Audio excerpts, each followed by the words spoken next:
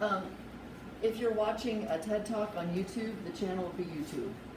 If you're listening to a podcast, the channel would be what? Podcast. So any way that the message is being delivered, that's the channel.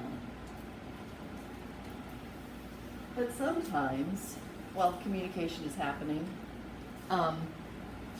things interrupt the message. You're thinking about other things, you're hot, you're annoyed by somebody next to you, you don't understand what's being said. That is all interfering with the message. And anything that interferes with the message is called noise. And there are 4 kinds of noise, and they can be a little bit confusing because 3 of them start with P. Just saying. So here they are. The first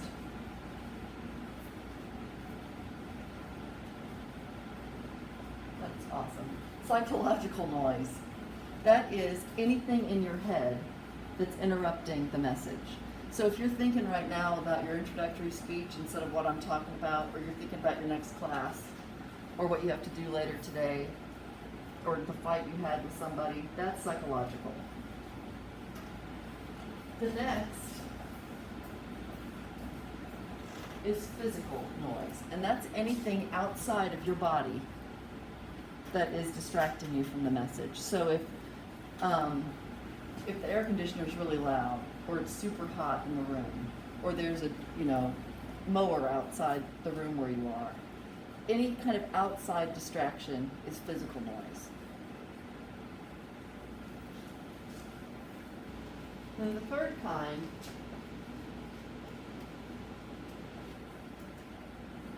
is physiological noise, and that is anything physically in your body that dulls the senses. If you have a stomach ache and you can't concentrate, you have a migraine, your sinuses are clogged and you can't hear, anything physically within you is physiological. So don't confuse physical with physiological. Physical is outside the body, physiological is inside the body. And then the final one is semantic. And that's when you really don't understand the words being said. Either someone speaks in a dialect or accent you can't understand, or they have a mask on, you can't hear them, or they're using words that evoke vocabulary that's beyond you. That's semantic noise.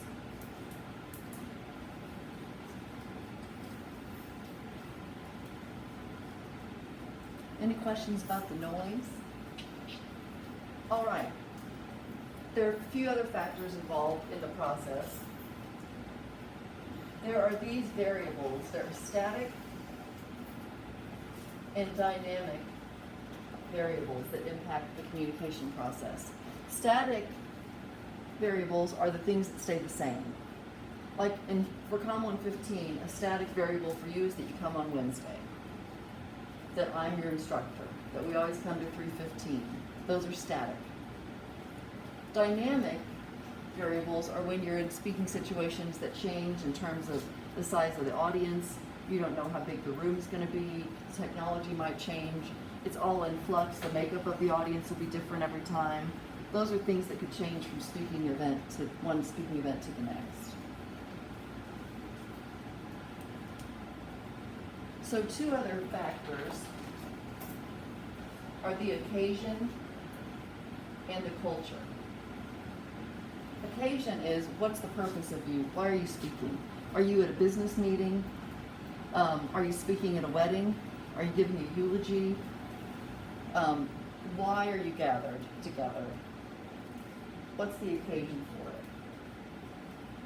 Because that changes how you deal with things. You're not going to use the same tone or tactics in a eulogy that you'd give in a wedding toast, one hopes. And then the culture is the social norms that accompany a speaking situation. Like in every class you have, probably even more so in high school, every class had its own culture. Like you knew there were some teachers you could get by with certain things that you couldn't get by with other teachers. It had its own culture. If you're on a team, it has its own culture. They're just things that you know because you're comfortable or not comfortable with the culture. There's a different culture in a preschool than there is in a nursing home. It's just what is acceptable in that situation. And that's what you have to take into consideration when you speak. And that, my friends, is the communication process. Yay! Make sure, if let's say, for example, I were to give you a little quiz about who's the person delivering the message, that you wouldn't just put sender. You put sender/receiver. That's where like a midterm would try to trick you. So make sure you give the complete name. You understand that both happen. All right. Any questions about that? Remember, the whole point of communicating is to deliver a message, to deliver meaning. All right. Well then, the next chapter is chapter 9. And chapter 9 talks to us about communication apprehension. And I'm going to show you a little video that will, I think, kind of give you a glimpse into what apprehension kind of looks like. What can you tell me? What is communication apprehension, do you think? What does it mean to be apprehensive?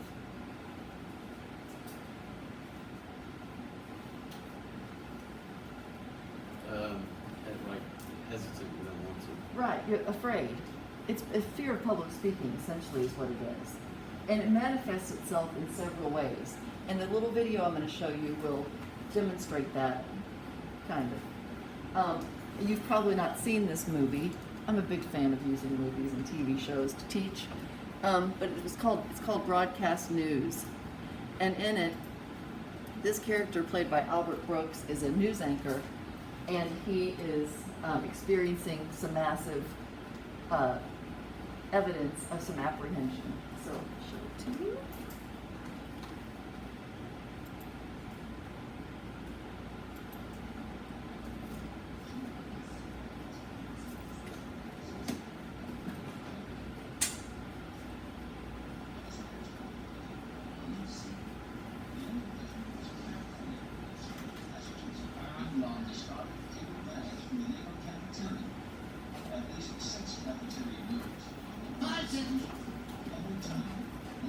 The sub-bases referred to are located in 5 countries: Norway, Belgium, the Netherlands, Spain, as well as Great Britain.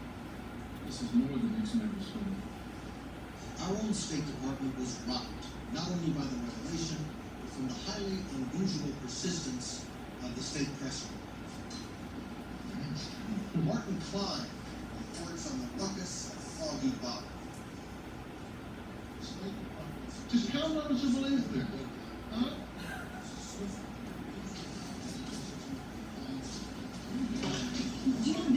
Oh, good, Susie. Hurry. 5 seconds.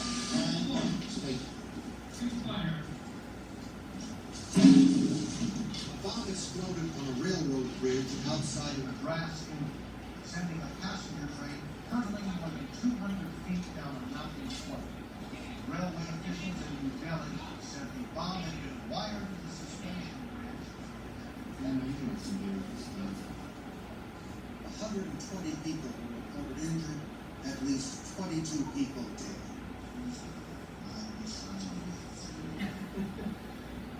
All right, so he's doing a news broadcast, and, okay, gotcha. And he's demonstrating some issues. What are they? He's sweating profusely. He got a little cotton mouth. Anything else that you noticed in him? He had a steady voice. So it was basically the massive amounts of sweat. Do any of you sweat when you get nervous? Yeah, maybe, maybe not. What do you do when you get nervous? What happens to your body when you get nervous? Fidgety. Okay, fidgety? Anybody shake? Yeah, does your voice shake? Okay. I get hot. My knees use a will lot of shake. filler words.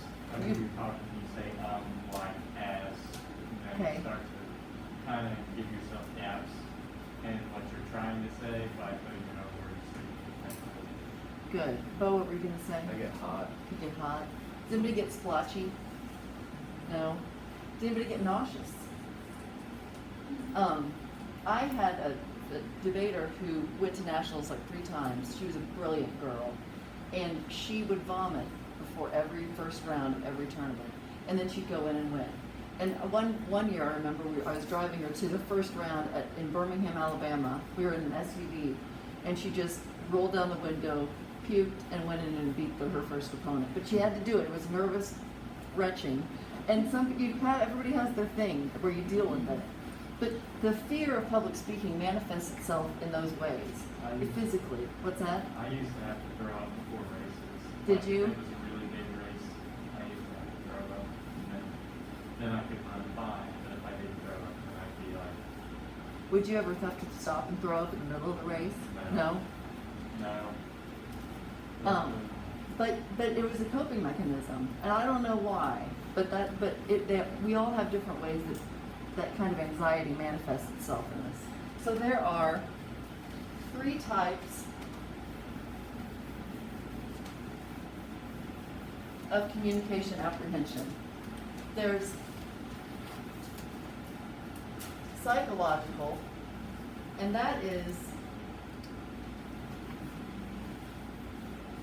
the stuff you tell yourself. Like, I'm sure before a race or before a game or before anything that you all have been involved in, you do a little self-talk. You say, I got this, or, oh my God, this is going to be awful. We all do it. And you may not even be conscious of the fact that you do it, but you tell yourself, like, for example, before a speech in here, like a real one, in front of people, you'd normally be either pumped up, ready for it, and be like, "This, I can get through this," or, "Dear God, just let me get through this." It's a difference between what's happening between your ears. So you've got that psychological stuff happening, but you also have physical stuff. That's the butterflies inside, sweating, shaking, anything that's inside you that we can't see. So what Albert Brooks goes through here, when he's trying to hide his sweat, he's trying to conceal what's physically happening to him. Because once the audience sees it, once they see evidence of your fear, it's called behavioral. So as soon as we see you sweating, or we see you shaking, or we see your splotchiness, then it becomes a behavioral example. So you obviously want to try to conceal those. And we'll talk about some ways to do that in just a second. So those are 3 types of communication apprehension, but there are also 4 stages.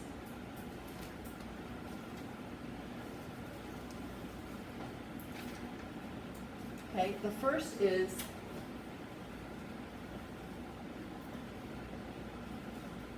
the anticipatory stage. And that is where you are obviously anticipating the beginning of the speech. These are the moments leading up to you beginning talking.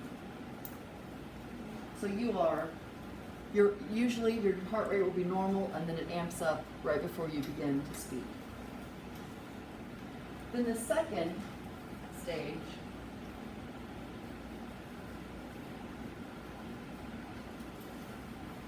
is the confrontational stage.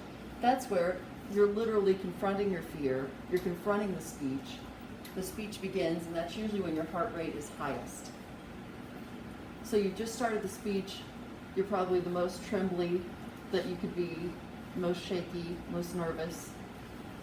But then you continue to speak and you begin to adapt to the speech.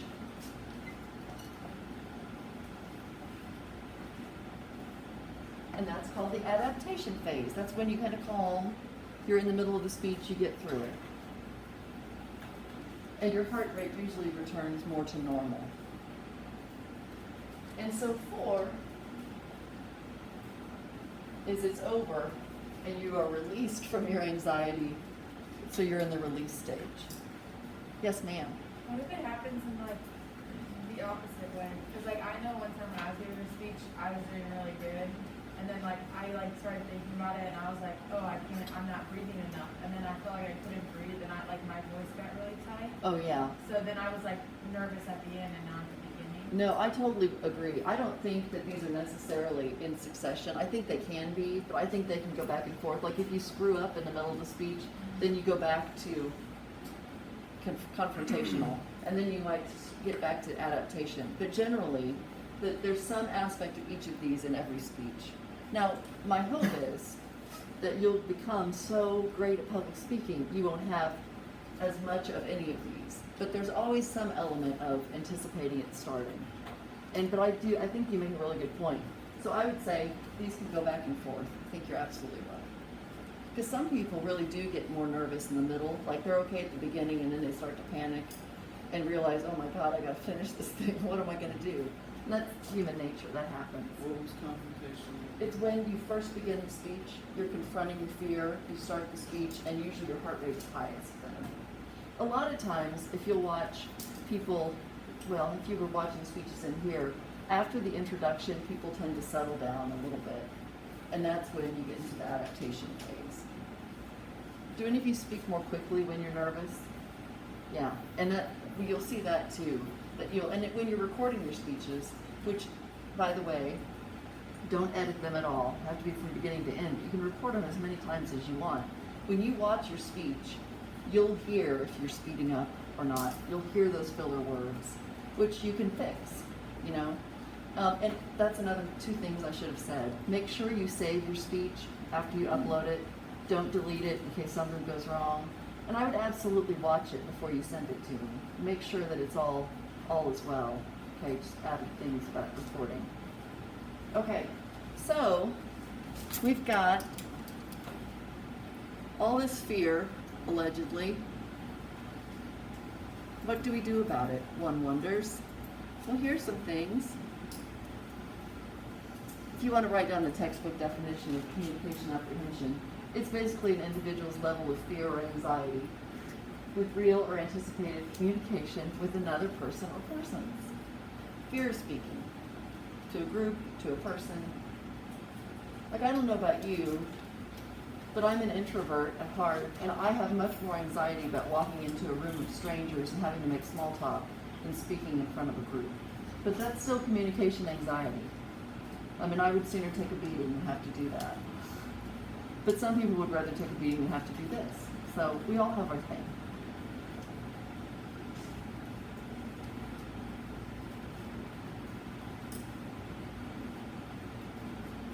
And I'll put, this could also be physical, physiological. There we go.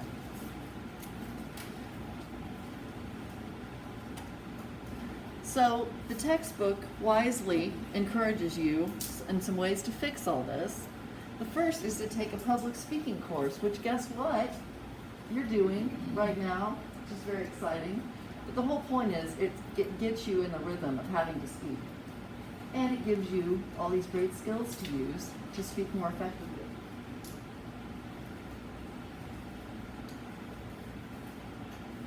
I think it's really easy to assume, because, especially for me, because I tend to be cynical about some things, that everybody's going to hate me. Like, it's not going to go well. They're going to look at all my flaws. So your second thing should always be to give the audience the benefit of the doubt. Assume that they are rooting for you. Even if you're not, even if you don't think they really are, try to tell yourself, they're not looking to destroy me here. They're on my side. They want me to do well.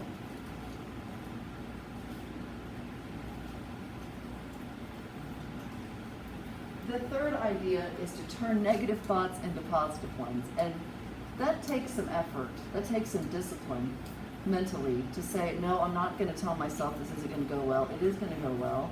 It is going to go well. And even though that sounds hokey, I especially think so, it is true. It does work. If you talk the way you talk to yourself can have a big impact on your behavior.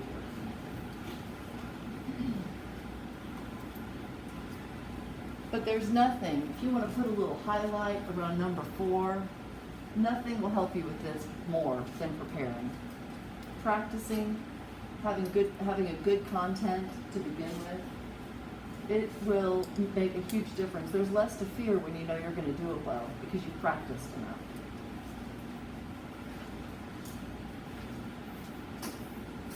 Have any of you ever had to, like, literally breathe through physical pain?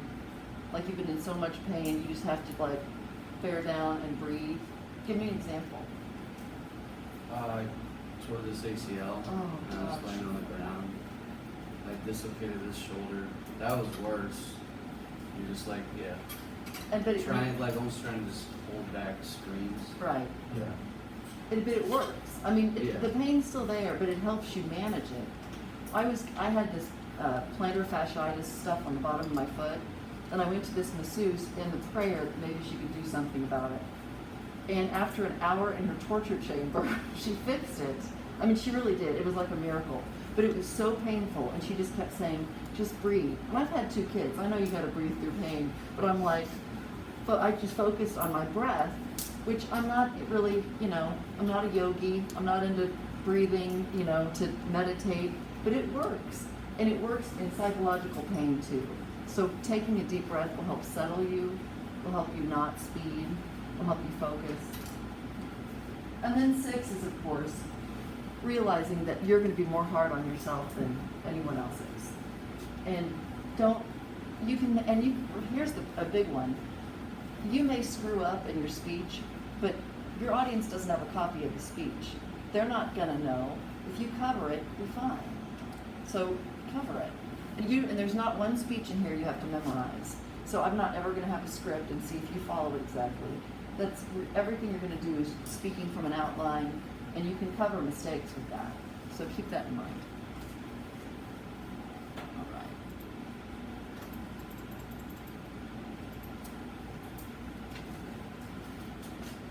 Next is a big one. It is gain skill and confidence by choosing to speak, finding opportunities to speak in public. And that's, you haven't been exposed to the preacher guy on campus who creates opportunities to speak, but he's this nut job who calls everybody sinners. He'll come out later, I'm sure. He was It's out like yesterday. He was out yesterday. Oh, was he out yesterday?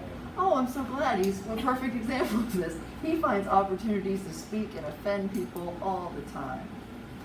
But you will find opportunities in the organizations you're in activities you're part of where you can speak.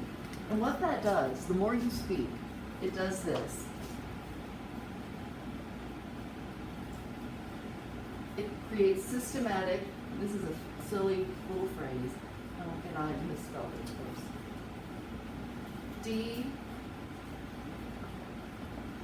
Desensitization. It makes you less sensitive to the whole idea of speaking. If it becomes common for you, it's not that big of a deal. I watch people who are like vocal performers, for example, who don't get nervous anymore because they've done it so much, and I can't even imagine. But it does work. So the more you speak, the less hard it will be. It will become that thing, just another thing you do.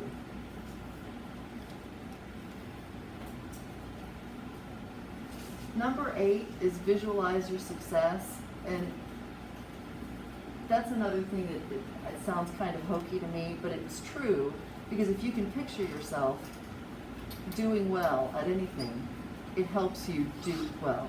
If you're involved in a physical activity and you can visualize how the race is going to go, how the game's going to go, how your song is going to go, how the theater performance is going to go, you picture it as good, you play it out in your head as good, this is what I'm going to do, it will help you. And the same is true for speeches. And practicing always helps that. And then number 9 is an interesting piece of advice. It says that you'll release tension if you're more animated. But don't be weird. If you have some energy when you're speaking, it really helps involve the audience, and it helps kind of squelch your fears because you're getting some energy out, because you're being energetic, you're showing some enthusiasm. And that, again, comes with practice. if you've practiced a lot, you can be more energetic because you know what you're talking about. And those things all help reduce communication apprehension. How many of you have genuine fear of speaking in public? How many of you have done it a lot? Okay. When did it become easier for you, or has it always been? Just stopped caring. You what? I just kind of stopped caring. Like, Like that. yeah. Yeah, like what's Most of the time it was just about what other people thought, to be honest. Like, Yeah. It was never really like a psychological, like, me versus me thing. I was just scared that, oh, they're all thinking about, laws and stuff like that. Yeah, Once I started to not really care at all, that's when the flow comes with it. right. I know this sounds kind of, negative, but it's kind of the idea of like, you get up here and do this if you're going to criticize me, right? Yeah. Whenever anyone is critical, I'm always like, let's see how you do. That always annoys me too, when people criticize others in positions of leadership, like all this that we've had to go through with COVID. You try to make this plan and make it all work, because you have no idea how difficult it is. And the same is true for any kind of speaking situation. It's not easy, so cut yourself some slack. And don't care. I like that. I'm going to add that as number 10. Just don't care. Anything else? Any other times when you were like, this is not a big deal anymore, like, this doesn't bother me? Or what made you that way? I remember being like really nervous whenever I would give speeches like at school in my English classes. But then whenever I would like sign up to do things, the clubs that I was in, if I was giving a speech to like judges or anything, for some reason I wasn't anywhere near as nervous or anything for it. I was just more nervous to give it around, I guess, the people that I was in class with. But Right. then after giving speeches in front of judges and then going back to like the normal audience, it's like, well, these people aren't scoring me on anything, Right. so why should I be nervous more in front of them than like people who are Yeah. judging you on what you speak? And I think a big part of that is anonymity. Like, you've got one audience that's captive, a bunch of English students who probably don't really want to be there, who are your peers, who know you, and then you've got people you don't know who are there by choice most of the time, of some level, and that makes a big difference too. Yeah. That's good. That's a good point.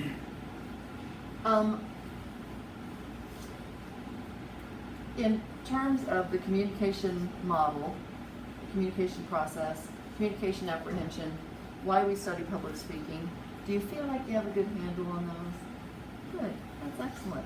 Okay, so all you have to do for this whole week is a 1 to 3 minute speech introducing yourself to us. Let's do it 11:59 Sunday. I'm going to fix that Go React thing, hopefully. If you have trouble accessing it again, please just email me and tell me, and I'll try to get the gremlins in the computer to come to my aid. Okay?